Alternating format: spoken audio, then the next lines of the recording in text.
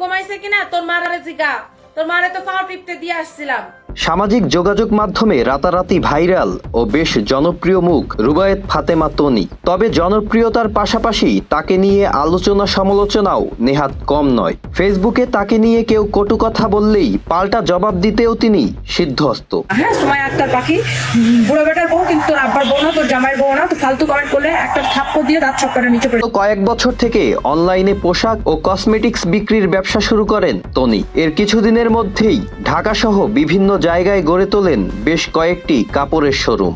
অনলাইনে পোশাক ব্যবসা করে রাতারাতি এত শোরুম গড়ার পেছনের রহস্য কি, তা নিয়ে প্রশ্ন অনেকেরই। এই রহস্য উন্মোচন হয় গত 13ই মে। তিনি যে সকল কাপড় পাকিস্তান থেকে এনে বিক্রির কথা বলেন সেগুলো আসলে গুলিস্তান, টঙ্গী বা মিরপুর থেকে কেনা।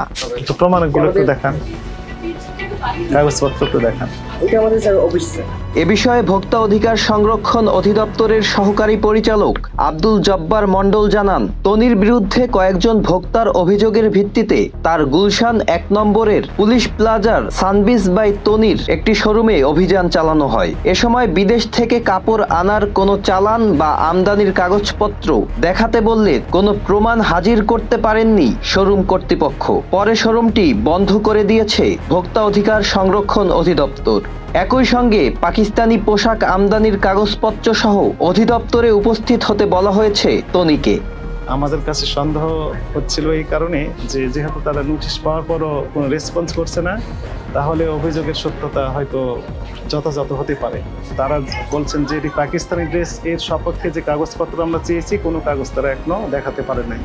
এদিকে প্রতারণার অভিযোগে তনিকে 2.5 লাখ টাকা জরিমানা করেছে জাতীয় ভোক্তা অধিকার সংরক্ষণ অধিদপ্তর। সানবিজ বাই তনির কে 2টি ধারায় আমরা 2.5 লক্ষ টাকা জরিমানা করি।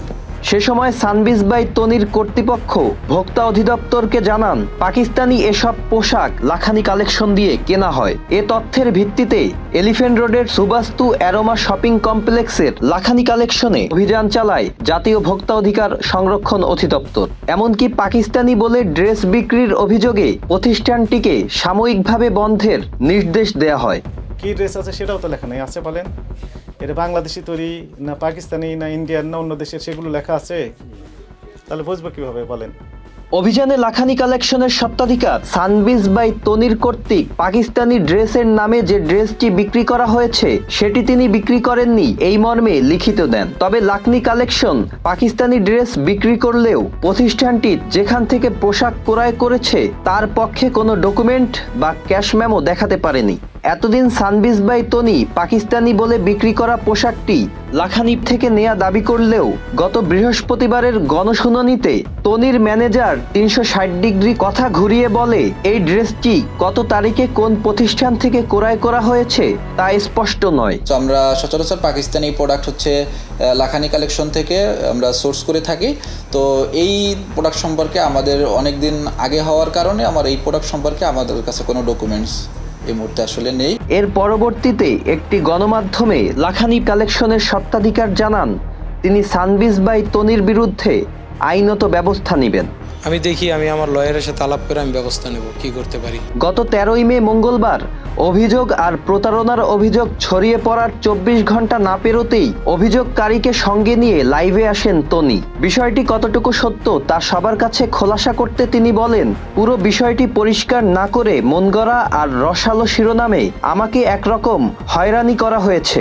আমরা এখন লাইভে আসার কারণ হলো আপা নিজেও আমাকে বলতেছিল ওনার অনেক খারাপ লাগতেছে এই যে কিছু সাংবাদিক, কিছু নিউজ পোর্টাল মানে নিজের মন গড়া রসালো ক্যাপশন দিয়ে ভিউ বাড়ানোর জন্য।